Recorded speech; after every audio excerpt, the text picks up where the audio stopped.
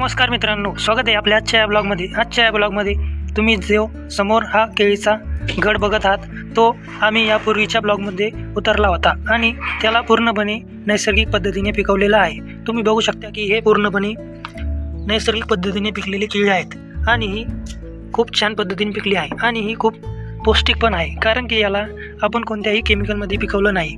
तर मग आपण आजच्या ब्लॉगमध्ये दुसरा केळीचा गड उतरणार आहोत।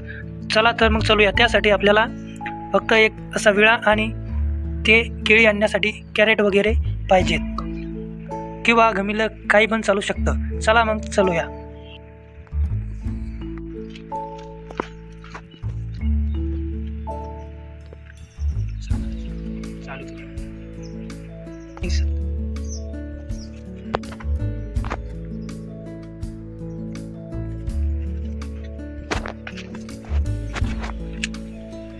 हे बघा मित्रांनो, आपण यापूर्वीच्या ब्लॉगमध्ये ही कलम दाखवली होती जी की खूप भारी पद्धतीने शिलगली होती, पण तिला माकडांनी असं करून ठेवलं, तिचा शेंडा पूर्ण खाऊन टाकला। तरी पण ती अजून जिवंत आहे आणि ती दुसरे कोंब काढत आहे। तुम्हाला त्या ब्लॉगची लिंक खाली डिस्क्रिप्शनमध्ये भेटून जाईल। तो ब्लॉग नक्कीच बघा।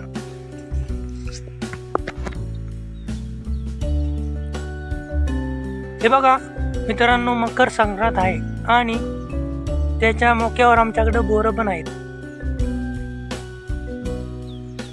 दुसऱ्या बोरीचे आता झाडे झाले आहेत, पण हिचे बोरं मागून आले होते, त्यामुळे हिचे बोरं अजून तसेच आहेत। हे बघू शकता तुम्ही, खाली पण सडा पडला आहे।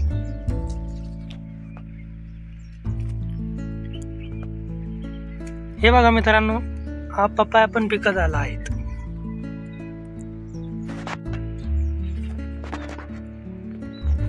हे बघा मित्रांनो, हे पपायाचं झाड आहे आणि त्याच्या पानावर कसे बोरं दिसत आहेत।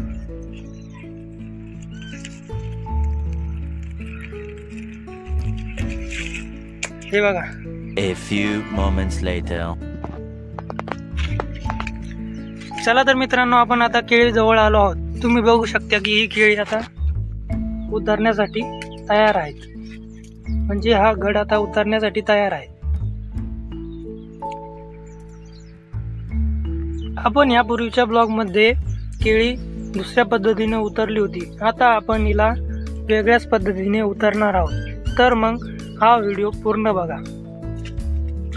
आणि आमच्या चॅनलला देखील सबस्क्राईब करा आणि बेल आयकॉन वर क्लिक करा, जेणेकरून आमचे सर्वात पहिले नोटिफिकेशन तुमच्यापर्यंत पोहोचेल। आपण यापूर्वीच्या ब्लॉगमध्ये केळीचा पूर्ण घड एकत्रच उतरून घेतला होता, पण आपण आता त्याला असं एक एक करून कापणार आहे। तुम्ही बघू शकता, त्याला असं एक एक करून कापायचं, म्हणजे जेणेकरून तुम्ही एक एक फणी सुद्धा उतरवू शकता आणि खालची फणी तसेच राहतात। हे बघा मित्रांनो, आता आम्ही याला कापला आहे आणि तुम्ही बघू शकता की पूर्ण गड तसंच राहिला, फक्त ही एकच फणी अशी उतरण्यात आली आहे। तुम्ही देखील या पद्धतीने केळीची फणी अशी उतरवू शकता, जेणेकरून खालच्या गोडा तसाच राहतो आणि तुम्हाला थोड्या प्रमाणात केळी तोडता येते आणि खालच्या पाण्याला त्रास देखील होत नाही आणि ते पूर्ण सुरक्षित आहेत। चला मग आता याला आपण कापून घेऊ। चला मित्रांनो, आपण याला आता कापून घेऊया पूर्णपणे, कारण की त्या पहिल्या पद्धतीने तोडायला त्याला खूप वेळ लागतो। हे बघा मित्रांनो, आम्ही आता एक घोडा पूर्णपणे उतरला आहे आणि तुम्हाला जर माहीत नसेल की ह्या झाडाचं म्हणजे खांबाचं काय करायचं, तर आम्ही यापूर्वीच्या ब्लॉगमध्ये त्याला पूर्णपणे माहिती दिलेली आहे, तर तो ब्लॉग जाऊन चेक करा, त्याची लिंक तुम्हाला डिस्क्रिप्शनमध्ये मिळेल। चला मग आपण याचे एक एक फणी अशी वेगळी करून घेऊया आणि आम्ही तुम्हाला याला कसं पिकवायचं ते पण सांगणार आहे, त्यामुळे व्हिडिओ पुढे बघत राहा। मित्रांनो, तुम्हाला माहीत आहे का हे कशाचं झाड आहे? माहीत असेल तर कमेंटमध्ये नक्की कमेंट करा आणि तुम्हाला माहीत नसेल तर जाऊन कमेंट चेक करा, ज्यामध्ये आम्ही सांगून देऊ की हे कशाचे झाड आहेत.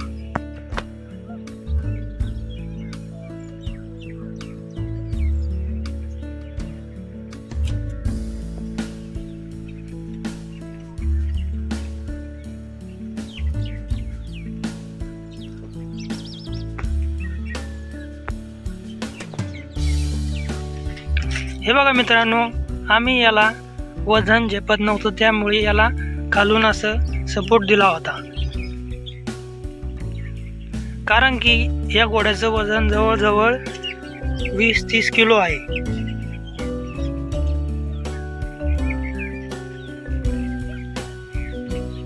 हे बघा मित्रांनो, आम्ही याला आता पूर्णपणे असं वेगवेगळं केलेलं आहे. आता विषय राहिला की याला कसं पिकवायचं. तर त्यासाठी आपल्याकडे हे कॅरेट आहे. तुम्ही याला गमण्यात देखील पिकू शकता. हे मग या गाडाला देखील लावलेलं आहे. आता फक्त हा घड राहिलेला आहे. तर या गाडाला आपण आता हा सपोर्ट लावत आहोत.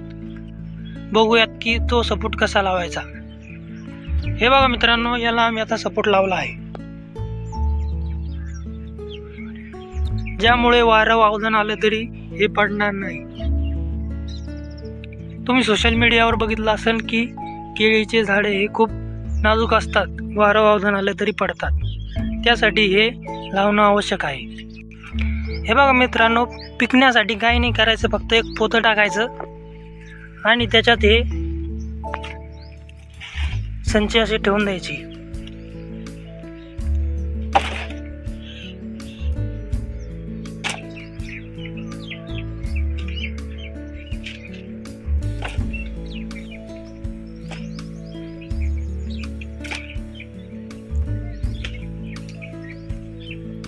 हे बघा मित्रांनो, एका गाडाचेच जवळजवळ कॅरेटच्या वर इथं हे निघलेले आहेत.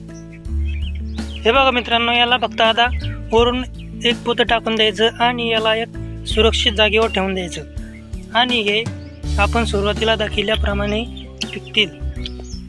तेही पूर्ण नॅचरल म्हणजेच नैसर्गिक पद्धतीने. तर मित्रांनो, मला असं वाटतं तुम्हाला व्हिडिओ आवडला असेल तर व्हिडिओला लाईक, शेअर आणि सबस्क्राईब करायला विसरू नका. धन्यवाद. जय महाराष्ट्र.